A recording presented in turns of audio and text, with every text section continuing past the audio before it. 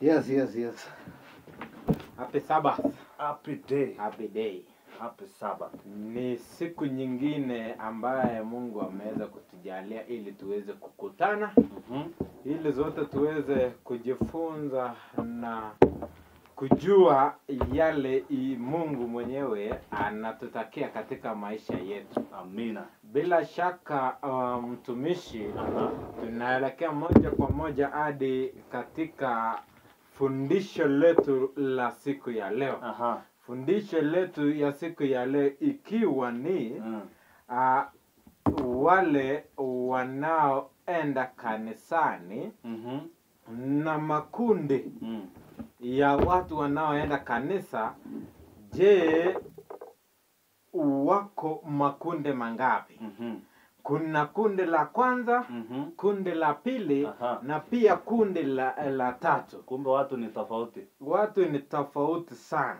Sasa siku ya leo tutaweza kuchambua, tujue je, uko kundi gani kwa wale wanaoenda kanisa. Wenye kwenda kusikiza maneno tu, ama kwenda kuona maono, ama kufanya nini? Ama mambo na maishara. Mambo na ishara, hayo yote. Kwa hivyo tutaangalia vikundi vitatu ya watu wanaoenda kanisani siku hizi. Kwa hivyo kikundi cha kwanza, ama kabla hatujaangalia kikundi cha kwanza, ningependa tuangalie katika kitabu kinaitwa Waebrania. Waebrania 1:1 inasema hivi: Mungu ambaye alisema zamani na baba zetu katika manabii kwa sehemu nyingi na kwa njia nyingi, mwisho wa siku hizi amesema na sisi katika mwana aliyemweka kuwa mrithi wa vyote, tena kwa yeye aliyofanya ulimwengu. Kumbe Mungu anaongea na sisi kupitia nani? Kupitia mwana. Na zamani aliongea na watu wake kupitia kwa manabii. Kwa hivyo tuangalie Yohana 1:1. Yohana 1:1 inasema, hapo mwanzo kulikuwako neno, naye neno alikuwako kwa Mungu, naye neno alikuwa Mungu. 14 inasema, naye neno alifanyika mwili, akakaa kwetu, nasi tukauona utukufu wake, utukufu kama wa mwana pekee atokaye kwa Baba, amejaa neema na kweli. Kwa kifupi, Yesu ndiye nani? Ndiye neno. Yesu ndiye neno. Tuangalie katika Yohana 5 mstari wake ni wa 39. 5:39 Yohana inasema, lakini ushuhuda nilio nao mimi ni mkubwa kuliko ule wa Yohana. Yohana 5:39. Samahani, 39. Mwayachunguza maandiko kwa sababu mnadhani ya kwamba ninyi mna uzima wa milele ndani yake. Na hayo ndiyo yanayonishuhudia. Kumbe yale ambayo yanamshuhudia Yesu ni nini? Ni maandiko. Ni maandiko matakatifu. Yohana 17:17. 17:17 kitabu ni cha Yohana inasema. 17:17 inasema, watakaze kwa ile kweli. Watakase kwa ile kweli. Neno lako ndiyo kweli. Neno la Mungu ndiyo kweli. Sasa tuangalie kikundi cha kwanza. Kikundi cha kwanza ambao wanaenda kanisani siku ya leo. Mathayo 12:38. Mathayo 12:38 inasema, kikundi cha kwanza.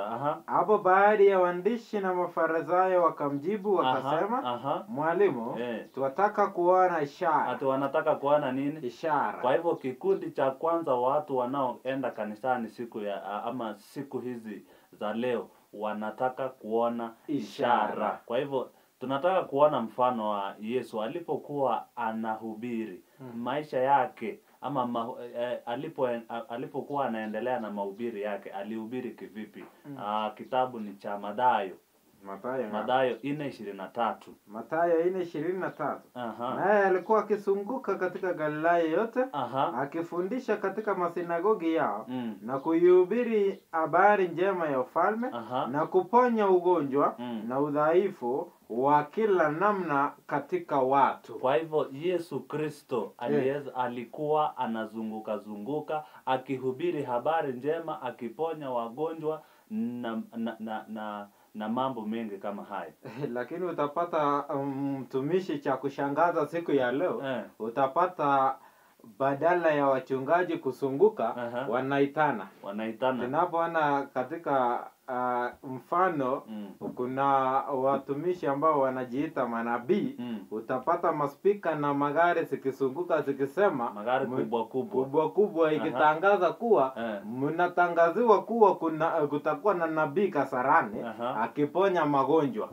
Sasa mimi nauliza, kama Yesu alipokuwa akisunguka akiponya na kuhubiri, si akimbia tena huko asimame aseme kutoka ghorofa ya mwisho hadi chini, kila mtu akimbia nyumbani? Hata madaktari wataenda nyumbani, watafurahia. Asante sana. Kwa hivyo hiyo ni kikundi cha kwanza. Sasa cha ishara tu. Hao watu ama kikundi cha kwanza wanataka kuona tu ishara kanisani. Ndio maana tumeweza kutumia mfano huo wa manabii. Tuangalie sasa jinsi ya kuomba. Ni jinsi gani tunapaswa kuomba. Maana watu wengi siku hizi katika dhehebu mbalimbali wako na maombi ya ajabu sana. Sijui Mungu wao ni kisiwi ama ni namna gani, ama analalaka, ama ako kwenye usingizi. Maybe huwa kwenye usingizi. Sasa tunataka tuone jinsi ambavyo tunapaswa kuomba. Je, tunapaswa kupiga manduri, mayowe haya yote tukipiga makelele, tuweze kuuliza Biblia? Tuulize Biblia. Mathayo 6:6. Mathayo 6:6 inasema ya kwamba bali wewe unaposali, ingia katika chumba chako cha ndani. Hapana enda pale town. Hapana, ingia katika chumba chako cha ndani. Na ukiisha kufungua mlango wako, ndio usali mbele za Baba yako aliye sirini, na Baba yako aonaye siri atakujazi.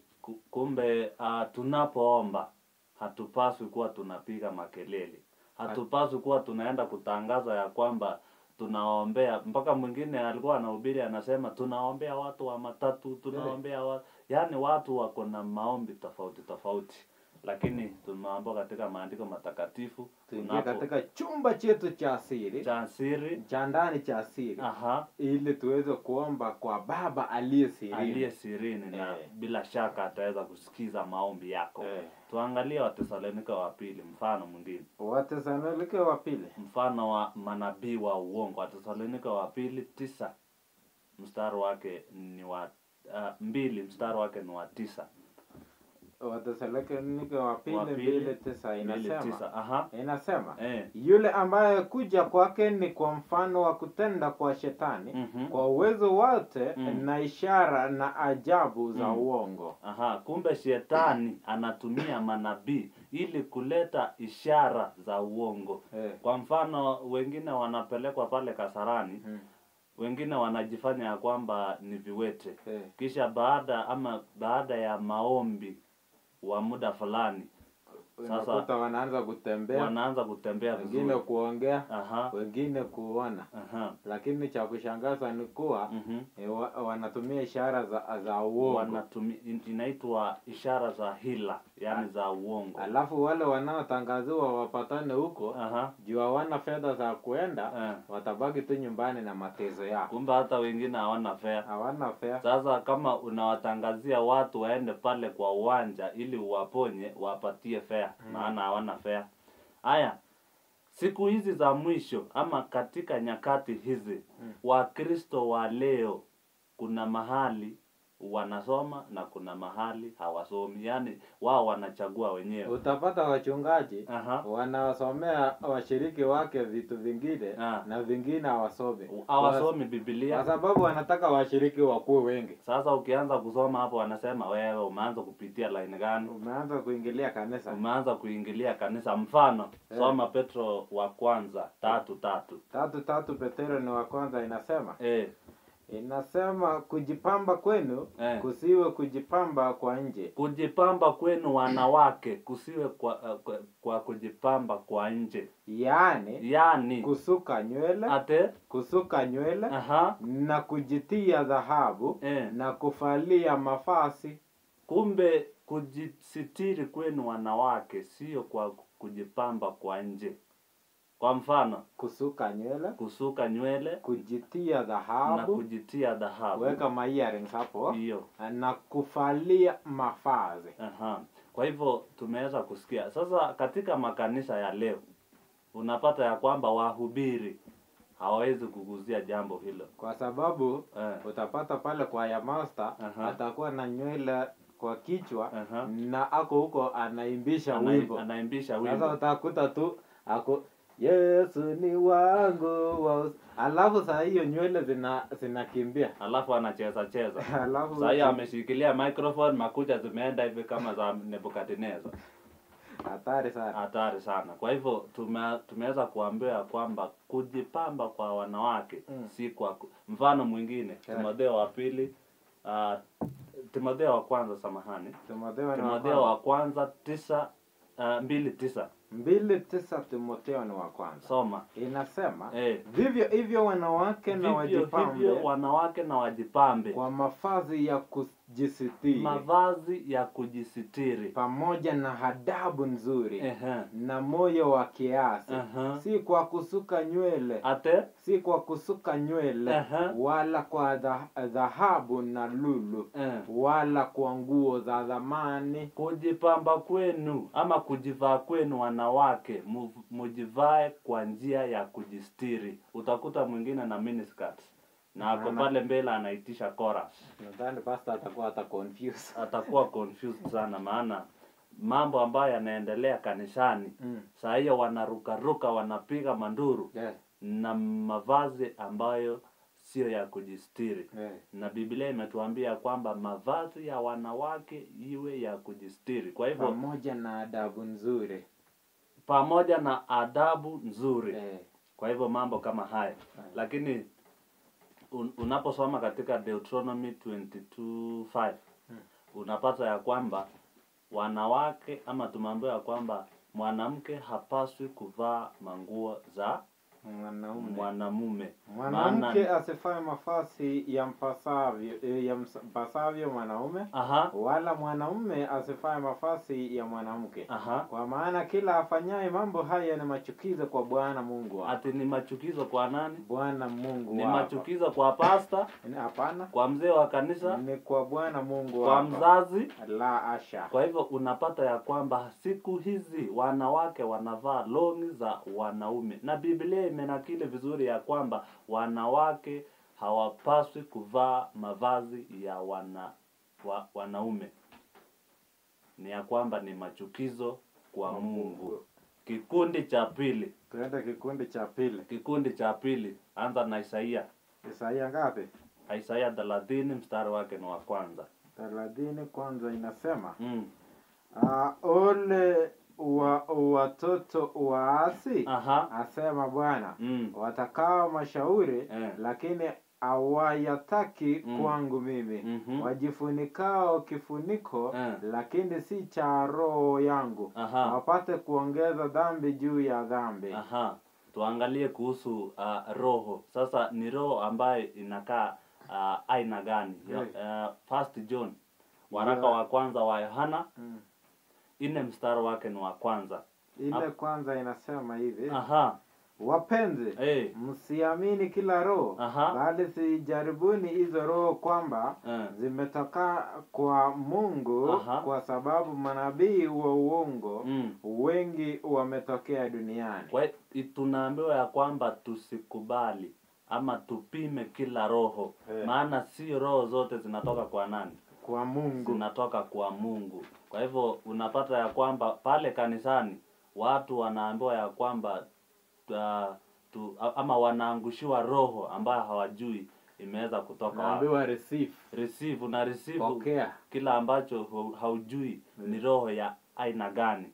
Sasa tuangalie ama roho hizi mwalimu wangu wanasema ya kwamba ama roho inaposhuka wanaanza kuongea lugha tofauti. Shika rapa acha pencil. Ama inasema hatari sana. Rika pasha hiyo mnajua hiyo. Kwa hivyo wanaomba lugha ambazo wanatumia lugha ambayo haieleweki wakisema ya kwamba ni lugha ya malaika. Sasa tuangalie kama ni kweli hiyo ni lugha ya malaika, maana tumeambiwa tupime kila roho. Sasa tuangalie kama ni lugha ya malaika. Isaia 33:19. Isaia 33:19 inasema. Inasema 19. Utawaona watu wale wakali. Utawaona wale watu wakali. Watu wa maneno magumu usiyoweza kuyafahamu. Watu wenye maneno magumu ambayo huwezi kuelewa. Wenye lugha ya kigeni usiyoweza kuelewa nayo. Angalia Sayuni, mji wa siku kuu zetu. Macho yako yatauona Yerusalemu umekuwa kao la raha. Ema isiyo tanga vingingi vyake havijang'olewa, wala kamba zake hazitakatika. Sasa tumeambiwa ya kwamba kumbe kuna lugha ambayo haifanyi nini? Hazijulikani. Haieleweki. Sasa tuulize mitume. Mliongea lugha gani? Matendo ya Mitume 2 mstari wake ni wa 1 hadi 11. Tuangalie lugha ya mitume. Mitume waliongea kivipi ama waliongea lugha gani? Hata ilipotimia siku ya Pentekoste, walikuwako wote mahali pamoja. Kukaja ghafula toka mbinguni uvumi kama uvumi wa upepo wa nguvu ukienda kiasi. Ukaijaza nyumba yote waliokuwa wameketi. Kukawatokea ndimi zilizowachanganyika kama ndimi za moto uliowakalia kila mmoja wao. Wote wakajazwa Roho Mtakatifu, wakaanza kusema kwa lugha nyingine kama Roho alivyowajalia kutamka. Na walikuwako Yerusalemu Wayahudi wakikaa, watu wataua watu wa kila taifa chini ya mbingu. Basi sauti hii iliposikiwa, makutano walikutanika, wakashikwa na fadhaa, kwa kuwa kila mmoja aliwasikia wakisema kwa lugha yake mwenyewe. Wakashangaa wote, wakastaajabu wakiambiana, tazama hao wote wasemao si wa Galilaya? Imekuwaje basi sisi kusikia kila mtu lugha yake tuliyosaliwa nayo? Wabatini na Wamedi na Waelami na wakaao Mesopotamia, Uyahudi na Kabadokia, Bonto na Asia, Fringia na Banfila, Misri na pande za Libya, karibu na Kirena, na wageni watokao Rumi, Wayahudi na waongofu. Kwa hivyo tunapata ya kwamba Roho Mtakatifu iliposhuka katika siku ya Pentekoste ni ya kwamba watu ama mitume pamoja na watu waliongea lugha ambazo waliweza kuelewa. Kila mtu alielewa lugha ambaye alizaliwa nayo. Kwa hivyo tunapata ya kwamba kumbe lugha ya mitume ungeweza kufanya nini? Kuelewa. Kando na ya saa hii ambayo watu wanasema ni lugha ya malaika na hatujui ni lugha ya aina gani. Sasa tuangalie mitume walipohubiri ama watu walipohubiriwa katika nyakati za mitume. Watu karibu 3,000. Hebu tusome hapo. Matendo ya Mitume 2:41.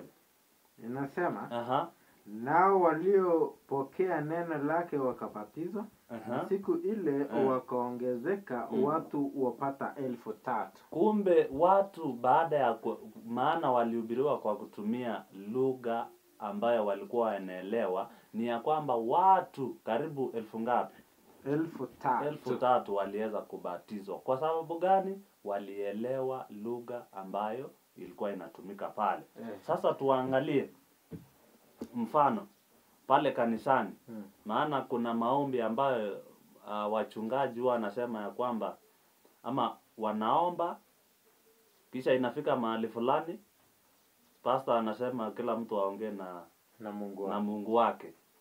Sasa nashangaa vile ambavyo wataomba italeta kitu ambacho ni makelele. Maana mwingine anaomba ripa kashakale hiyo, mwingine anaomba na sijui lugha gani, hiyo yote Kiingereza, yote Kikale. Kwa hivyo yote ukiingia pale kwanza utakuwa confused. Utashangaa hii ni maombi ya aina gani. Sasa tuone mfano wa Korintho wa kwanza. Korintho ni wa kwanza 14:27. Inasema 14:27. Kama mtu akinena kwa lugha, wanene wawili au watatu, si zaidi tena zamu kwa zamu. Anzia 23. 23 inasema haya ikiwa kanisa lote limekusanyika pamoja, ikiwa kanisa lote limeweza kukusanyika siku ya ibada, na wote wanene kwa lugha, na kila mtu sasa aweze kunena kwa lugha hiyo lugha hiyo ripakashaka hiyo, kisha ikawa wameingia watu wajinga au wasioamini. Siku hiyo kukawa kumeingia mjinga ama yule ambaye aamini. Je, hawatasema ya kwamba mna wazimu? Si watasema ya kwamba mna wazimu. Lakini wote wakiutubu, kisha akaingia mtu asiyeamini au mjinga, abainishwa na wote, ahukumiwa na wote. Siri za moyo wake huwa wazi, na hivyo atamwabudu Mungu akianguka kifudifudi, na kukiri ya kuwa Mungu yu kati yenu bila shaka. Kwa hivyo ibada yenu utaratibu. Kwa hivyo tunapata ya kwamba ibada lazima ikuwe na utaratibu. Maana kila mtu akinena kwa lugha yake, siku hiyo mtu mjinga ama mtu asiyeamini aingie atasema ya kwamba mna wazimu. Kila ambacho kinaendelea kwa makanisa ya leo. Sasa tuweze kuangalia, tunafaa kuwa na watu ambao wanaitwa watafsiri. Maana hatupaswi kuwa tunaomba wote kwa safari moja, bali ama hata wakati wa kuhubiri lazima kukuwe na mtu ambaye anainterpret. Kwa mfano ninaweza kuongea na lugha ya Kiingereza, mtu mwingine atafsiri kwa lugha ya Kiswahili ama hata Kikalenjin. Sasa tuangalia Korintho wa kwanza hapo 14 anzia mstari wake wa 27. 27 inasema kama mtu akinena kwa lugha, wanene wawili au watatu, si zaidi tena zamu kwa zamu. Si ambaye inazidi, yani ni zamu kwa zamu. Nikisema praise the Lord, unasema Bwana Yesu asifiwe. Mwingine anasema ilosno Yesu. Yani zamu kwa zamu. Sio kuongea safari moja, maana tukiongea safari moja hakutakuwa na uelewano. Endelea. Na mmoja na afasiri lugha ambayo mtu ameweza kutamka ili wengine wapate kuelewa. Kwa hivyo tunapaswa kuwa na watu ambao wanaitwa interpreters, ili watu wengine ambao hawaelewi lugha ambayo inatumika iweze kueleweka na watu wengine kwa kupitia kwa njia ya utafsiri. Sasa tuweze kuangalia, maana watu huwa wanasema ni lugha ya malaika. Hiyo rikapashangilo kata kwota kata sukari kilo 2. Huwa wanasema ya kwamba ni lugha ya wanasema ni lugha ya mbinguni ama lugha ya malaika. Sasa tuulize, lugha ya mbinguni mtu anaweza kuelewa ama hawezi kuelewa? Tuangalie wa Korintho wa pili 12:2 hadi 4. 12:2 hadi 4 wa Korintho ni wa pili inasema, namjua mtu mmoja katika Kristo, yapata sasa miaka 14, kwamba alikuwa katika mwili sijui, kwamba alikuwa nje ya mwili sijui, Mungu ajua. Mtu huyo aliyakuliwa juu mpaka mbinguni ya 3. Alinyakuliwa hadi mbinguni juu ya 3. Nami namjua mtu huyo, kwamba alikuwa katika mwili sijui, kwamba alikuwa nje ya mwili sijui, Mungu ajua. Kwa hivyo mtu kama huyo tunaambiwa ya kwamba ama tunapata ya kwamba lugha ya mbinguni hakuna mtu ambaye anaweza kufanya nini? Kujua. Umefikisha mstari wa 4? Mstari wa 4 sema ya kuwa alinyakuliwa mpaka peponi, akasikia maneno yasiyotamkika. Ati akasikia nini? Maneno yasiyotamkika. Kwa hivyo lugha ya mbinguni hakuna mtu ambaye anaweza kufanya nini? Kutamka. Anaweza kutamka wala hata kuelewa. Ambaye haijuzu mwanadamu ayanene. Kumbe hata hiyo lugha ya mbinguni haipaswi mwanadamu afanye nini? Anene. Kwa hivyo msitudanganye tena ati mmeongea lugha ya malaika. Hakuna kitu kama, hakuna lugha ya malaika. Hakuna mtu ambaye anaelewa lugha ya mbinguni ama hata ya malaika. Kwa hivyo watu wa Mungu mjanjaruke, msikuwe mnahutubiwa ama mnafundishwa mambo ambayo hata hayapatikani kwenye Biblia. Ukijiita wa Kristo, unapojiita Mkristo ni ya kwamba unafuata mapito yake Kristo. Kikundi cha 3 ya makanisa ya leo tuangalie Mathayo 8:19. Mathayo 8:19 inasema mwandishi mmoja akamwendea akamwambia mwalimu, nitakufuata kokote uendako. Nitaenda church, nitakufuata kokote uendako. Mathayo 16 mstari wake ni wa 24. Tunapaswa kufanya nini? 16:24 inasema inasema wakati huo Yesu aliwaambia wanafunzi wake, mtu yeyote akitaka kunifuata na ajikane mwenyewe, ajitwike msalaba wake anifuate. Kumbe kufuata Yesu ni kujitwika nini? Msalaba. Ni kujitwika msalaba, ujikane mwenyewe. Ujikane mwenyewe na ufanye nini? Na umfuate Yesu Kristo. Tuangalie wa Filipi mfano mwingine. Wa Filipi 1:29. 1:29 inasema 29 mwalimu wangu. Maana mmepewa kwa ajili ya Kristo. Ndio. Si kumwamini tu. Sio kumwamini tu, ila na kuteswa kwa ajili yake. Ni kwa kuteswa kwa ajili yake. Kwa hivyo neno la Mungu sio kuamini tu, bali ni kuteswa kwa ajili ya jina lake. Mfano mwingine Waebrania 5:7. Waebrania 5:7. Inasema 5:7 inasema yeye siku hizo za mwili wake alimtolea yule awezaye kumwokoa na kumtoa katika mauti. Maombi na dua pamoja na kulia sana na machozi. Akasikilizwa kwa jinsi alivyokuwa mcha Mungu. Kwa kifupi ni ya kwamba kutii Mungu ni kutii kwa mateso kwa ajili ya Kristo. Yaani ni kutii Kristo na kukubali kupitia mateso ya kila aina kwa ajili ya Yesu Kristo. Yohana 18:39. Yohana 18 mstari wa 19. Inasema basi kuhani mkuu akamuuliza Yesu habari za wanafunzi wake na habari za mafundisho yake. 20 Yesu akamjibu. Yohana 18 ngapi? 36. 36. Yesu akajibu, ufalme wangu sio wa ulimwengu huu.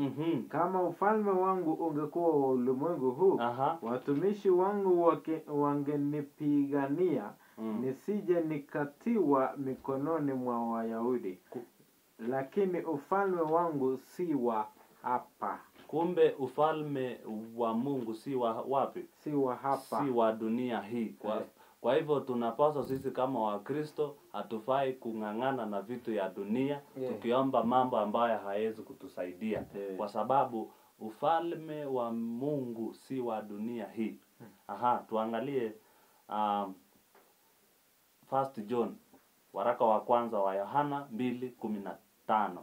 15 inasema msipende dunia. Tusiipende dunia. Wala mambo yaliyomo katika dunia. Mtu akipenda dunia. Kumpenda Baba akumo ndani yake. Kumbe kumpenda Mungu haitakuwa ndani. Ukipenda mambo ya dunia, ndio maana unapata katika dhehebu nyingi watu wanaomba mambo ya dunia. Mtu anaomba kabisa kwa sauti mpaka koo inakauka, na anaomba vitu ya dunia. Ni nini Mungu anataka tuweze kuomba? Maana tumeambiwa kwamba ufalme wa Mungu si wa ulimwengu huu. Basi hatupaswi kufuata mambo ya dunia wala kuomba mambo ya dunia. Ni nini tunapaswa kuomba? Kwanza ningependa tuangalie tunafaa kuomba mara ngapi kwa siku. Tuangalie na kitabu cha Psalms 55, Zaburi 55 verse 17. Inasema 55 verse 17. Jioni, asubuhi na adhuhuri nitalalama na kuungama, naye ataisikia sauti yangu. Kumbe ni jioni, asubuhi na adhuhuri. Adhuhuri ni kama hapo saa 9.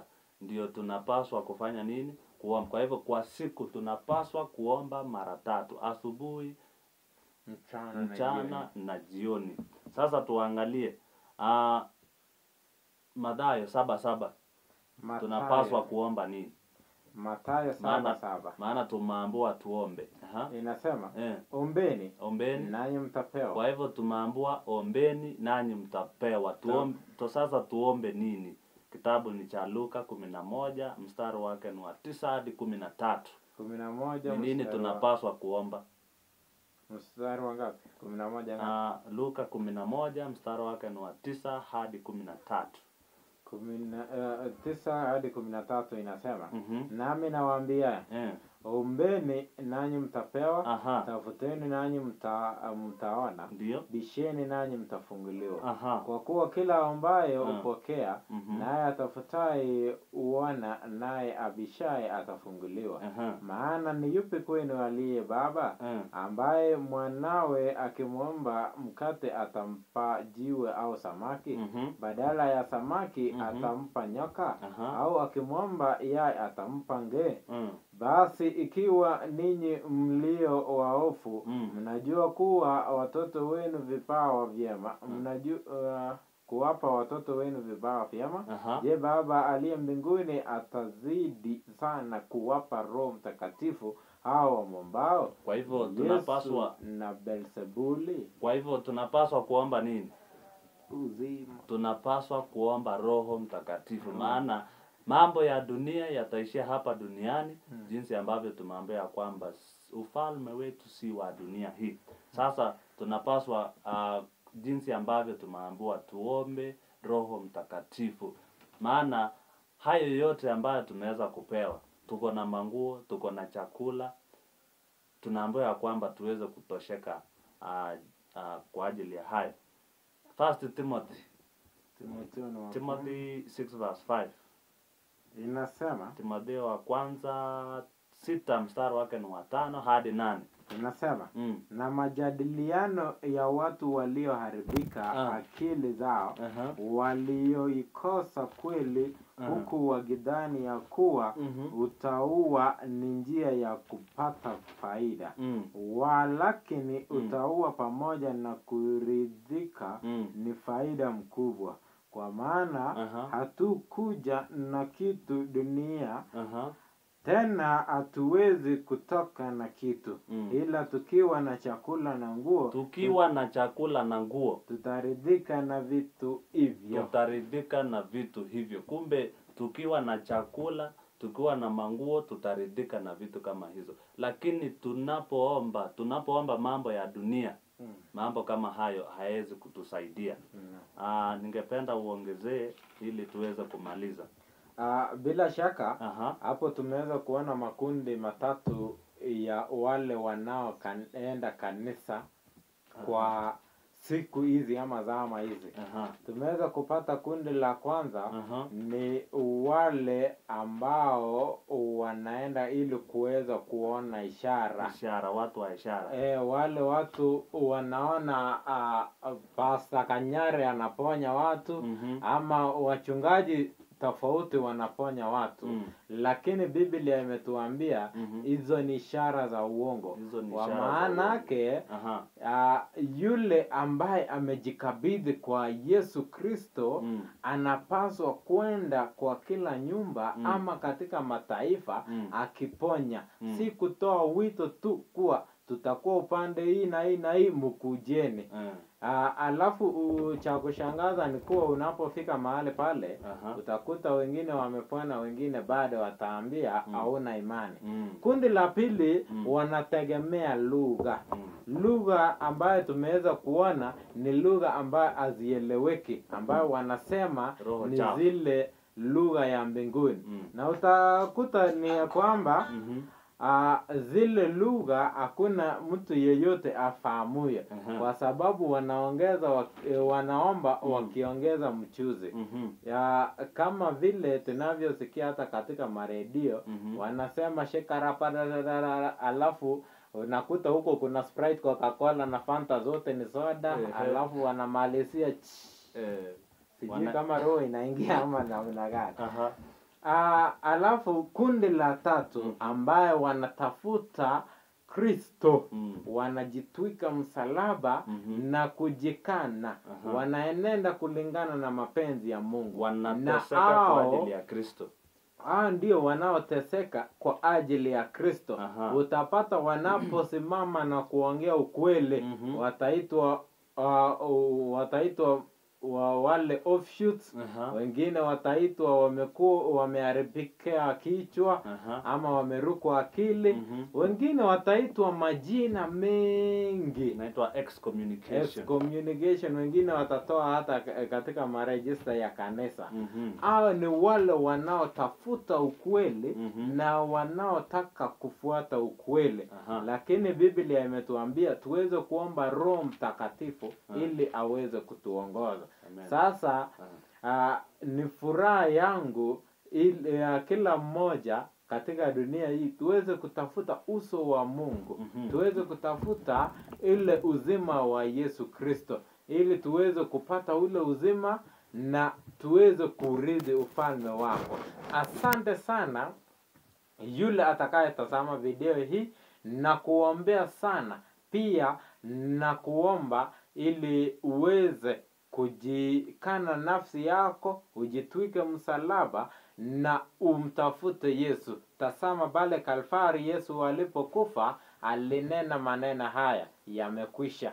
Bila shaka hakuna dhambi ambaye haiwezi kusamehewa, ila tu tuliambiwa kuwa utakapokana ama tukana Roho Mtakatifu, hiyo hatuwezi samehewa. Lakini zile dhambi ambazo mwanadamu tunayatenda kwa sasa tunaweza kusamea. Usiseme ya kwamba nimeanguka, nimekuwa mlevi kwa siku nyingi, ama nimekuwa msherati, ama kuna dhambi hii huwa naifanya, imekuwa mazoea yangu. Jitwike, jikane na umwendee Kristo pale msalabani, utasame Kalvari, utapata uzima wa milele na pumziko. Karibu sana.